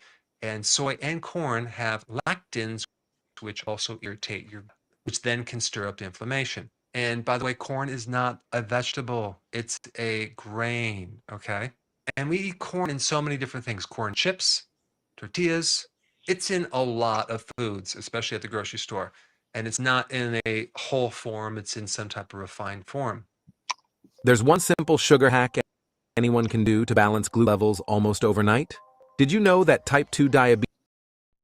There's even a new type of genetically modified corn that we have not really done the safety test yet. And that's going to be very interesting what happens with that one. And then, of course, we have the obvious seed oils too, like canola oil, the soy oil, the corn oil, all the oils that are highly refined, they're omega-6, they're inflammatory. We also have the A1 milk proteins, okay? You always want to get A2. A very safe way to avoid the A1 is to have like milk products from either goats or sheep, as in sheep or goat cheese or sheep or goat kefir.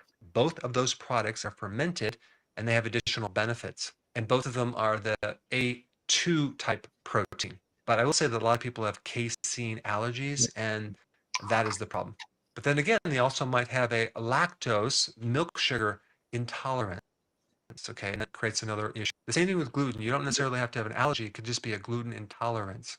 And then we have just fiber in general, not to mention all the new functional fibers that they're coming out with, like the soluble corn fiber or the tapioca fiber, all these different fiber products that are supposedly going to be good for you, but they create more bloating and inflammation. If you have inflammation wherever it is, and if it's especially in the gut, you need to avoid fiber.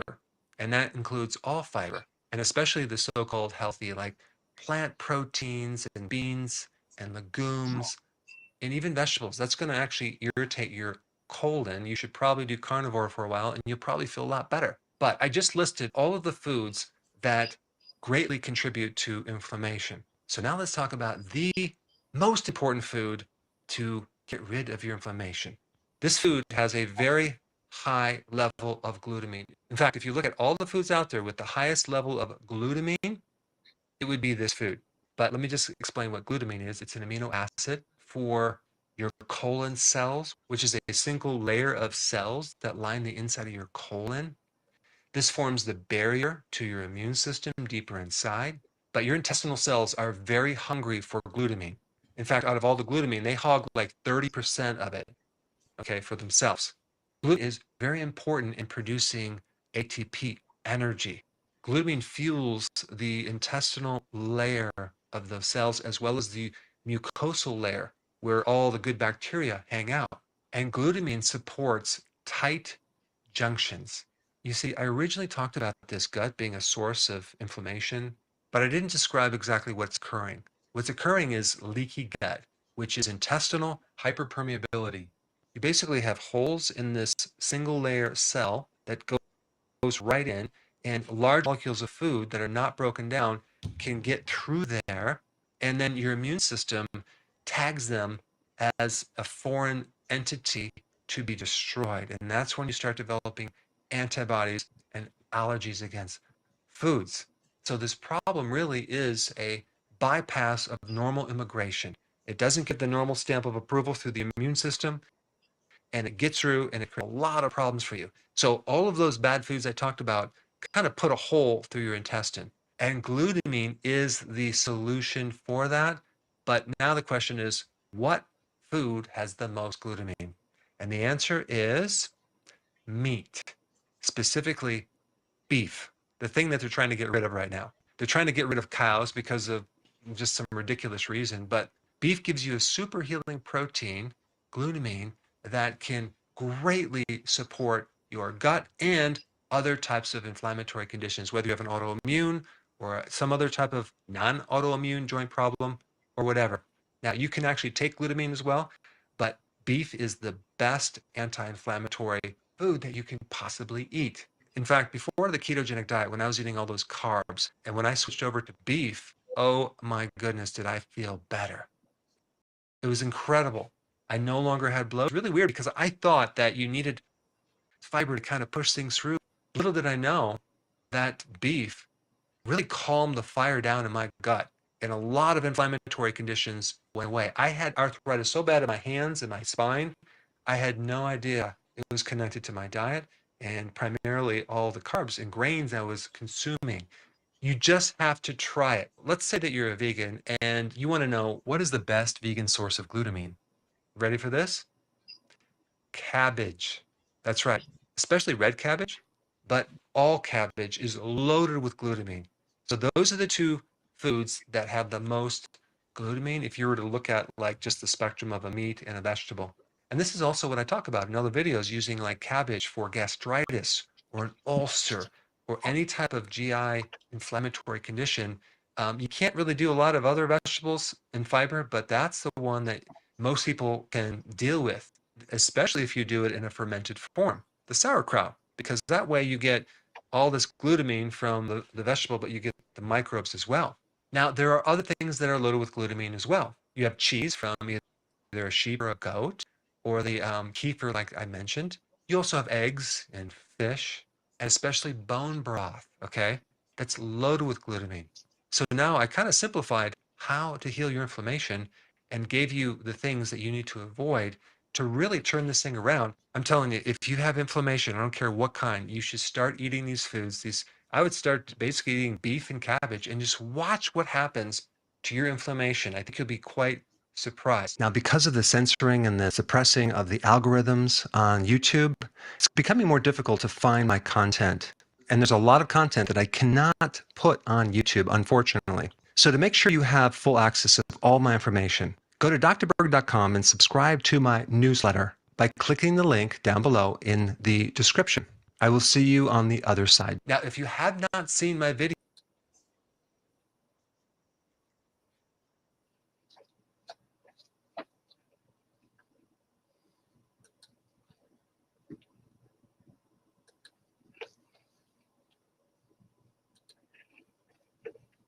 Okay.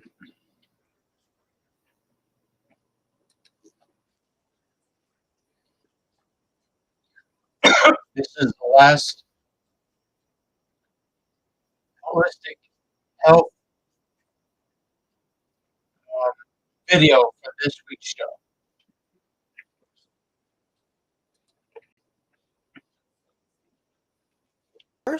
Type 2 diabetes and kidney disease. In 2022, one of the first trials to show that this might be true was published. Go over that, and it's coming right up.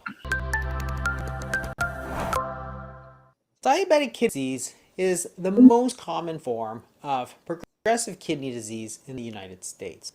And most of diabetes is type 2 diabetes, which is the one that typically happens in adults.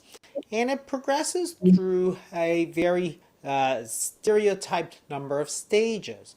First, you develop a stage called microalbuminuria. And this is a stage where there are very, very minute quantities of protein, mostly albumin, that can be detected in the urine. The protein itself is not dangerous to the kidney, but it's not supposed to be there and is usually one of the first indications you see that the diabetes is starting to affect the kidneys. Think of it this way. The kidney is sort of like a sieve. Imagine you're washing blueberries in the sink. The blueberries go in the sieve, you pour in the water, that holds all the blueberries in, and the water goes out. If you start to see blueberries in the sink, well, there's nothing wrong with the blueberries, but it means you have a hole in your sieve. Same thing with the kidneys. The kidneys are supposed to keep all of that protein inside and let all the urine flow out. If you start to see protein in the urine, it's not that you're eating too much or too little protein or the wrong protein. It means that there's little tiny holes in the kidney that really shouldn't be there, and it's usually caused by the diabetes.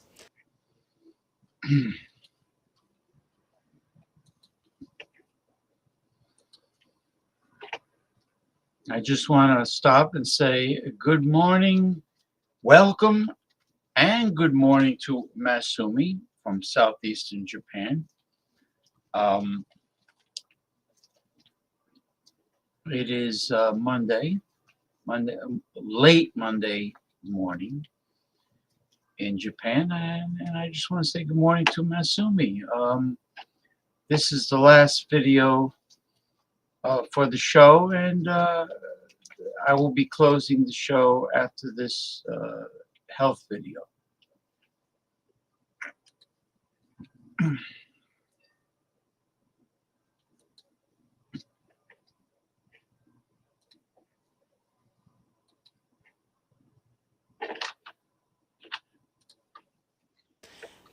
After that, you start to see more and more protein in the urine, and this is a stage called macroalbuminuria or frank proteinuria, and this is protein that's so high level that it's detectable by dipstick. After that, you start to see it in the blood work, where you see an increase in a blood test called the creatinine, and that measures how your kidneys are working. The higher it is, the worse your kidney disease, and it typically gets worse and worse over time with diabetes until you progress to frank kidney failure, which requires transplantation or dialysis. This whole process takes a long time, from the development of type 2 diabetes to microalbuminuria to proteinuria to kidney disease to dialysis. Each stage takes approximately 5 years or so. So there's plenty of time, if you detect it, to intervene. However, there's only a few drugs that have been proven to slow down this progression. There's a drug called an ACE inhibitor or an angiotensin receptor blocker, which is a type of high blood pressure medication. And there's another medication called an SGLT2. And these certainly have their use in the treatment of diabetic nephropathy. However, diet is also very important, but up until now, there really hadn't been any trials. The best we could say was that if you could use the diet to reverse your type 2 diabetes, then it's likely that you're not going to develop worsening diabetic kidney disease because you don't have the diabetes. However, the first trials that suggested that you can actually start to reverse it was published just recently in 2022. It was published in the Journal of Clinical Endocrinology and Metabolism, and the study was called 6-month periodic fasting in patients with type 2 diabetes and diabetic nephropathy, a proof of concept study. And the reason it was called a proof of concept was that this concept had never been shown before. And it used something called the fasting mimicking diet, which we covered in a previous video, which is a 5-day period where you have a specially formulated diet which is supposed to preserve a lot of the benefits of fasting without actually true fasting, because you are eating certain things. However, they've done a number of studies, and this was one of the most interesting studies in the diabetic field because it actually started to show for the first time that you could go from the stage of microalbuminuria, which is the most common and earliest stage, back and reverse it. What they had shown was this fasting mimicking diet can actually reverse a lot of the inflammation and a lot of the oxidative damage that happens with type 2 diabetes. And this helps support the cellular protection for the kidneys. And by shifting the metabolism from glucose towards fat oxidation, this might have some beneficial effects. Remember, the body really has two types of fuel. It can run on glucose and it can run on fat. And what they wanted to do is shift it to fat and lower the glucose to see what kind of benefits you'd see for the kidneys. So 40 patients at the University of Heidelberg in Germany with type 2 diabetes and protein in the urine were given this fasting mimicking diet.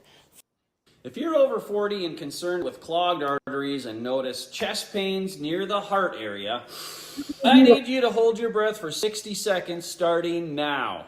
Hey, it's Joe Barton, and I'll tell you how this 60-second breath holding trick works and why this can help your heart and arteries in just a minute. But first, here's 2 early heart attack warning signs that can help predict heart attacks from home before it's too late. Plus, I'm going to show you this little simple at-home Harvard heart artery tip that can boost your heart's blood flow for 6 months. And what they did was they measured the protein in the urine, and this diet would be 5 days per month, and these were adults aged 50 to 75. They were randomized to either this fasting mimicking diet or a Mediterranean diet. They measured something called the SUPAR, which was the soluble urokinase plasminogen activator receptor, because this was a more advanced marker of how much injury there was to the kidneys. And at 6 months, what they found were some very impressive results. First of all, blood glucose improved significantly. For example, in the group that got the fasting mimicking diet, their hemoglobin A1C went from 8.1% to 6.7%, a very impressive reduction, as powerful as any medication on the market today, and yet this was achieved with diet alone. In the Mediterranean group, you saw practically no difference in the A1C, going from 7.7 to 7.7. Body weight dropped more than 20 pounds in the fasting mimicking diet compared to no weight loss. So even from that standpoint, you could see that there were very highly impressive results coming from fasting and mimicking that. The C-peptide is a measure where you're looking at how much insulin is being produced in the body, and there was significantly less, which means that there's a lot less of the hyperinsulinemia. And if you look at a marker of insulin resistance called the HOMA or HOMA, what you found was that the fasting mimicking group went from 6.4 to 2.6. Again, almost double or triple the benefit that you saw with just the Mediterranean diet, which had really no benefits, going from 6.1 to 5.7. Cystatin C, which is a very, very sensitive measure of how well the kidneys are working, and it stayed stable on the fasting mimicking diet, but in the Mediterranean diet, it slowly got worse, which is consistent with what we see clinically, which is that over time kidney function tends to get worse. Overall, when you're looking at the amount of protein in the urine, the overall results were negative, because although it does look like on the surface like it should be positive, because the amount of protein in the urine, the ACR, went from 51 to 25, which is almost half. But because it was a relatively small study, it wasn't statistically significant. But if you just look at the group that had the very early stage, which is the microalbuminuria, you see a different story. That is, you see a 40% drop in the ACR from 43 to 23 compared to the Mediterranean diet, where there was really no difference, going from 44 to 37.2.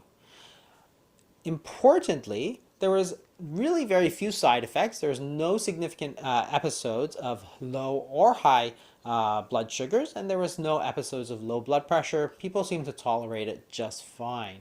So what we see in this really revolutionary study is that by introducing a period of 5 days where you have fasting or fasting mimicking diet, you can significantly improve multiple measures, both from a metabolic standpoint, that is their blood sugar, the weight, the insulin resistance, but you can actually start to reverse some of the kidney damage if it's at the early stage. Once you've progressed to a more advanced stage, because it takes 10 or 15 years to get to that stage, it may not reverse in 6 months, but the earliest stages are reversible, which means that we should be looking for it and maybe recommending that to our patients, because if you don't, we know that this Mediterranean diet is going to cause continued progression of this disease, which is going to lead to worsening kidney disease and then eventually dialysis or transplantation. Thanks very much. I'll see you next week.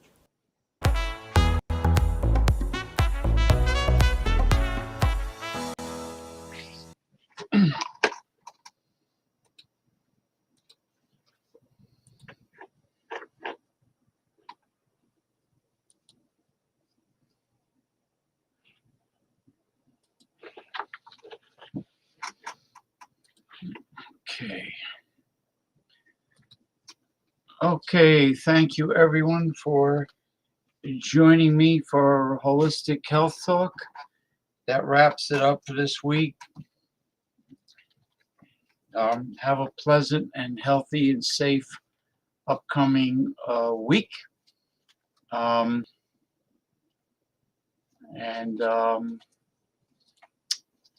guess it would be the first week and a half, actually, of February 2024. But have a good one. We'll see you next time, God willing.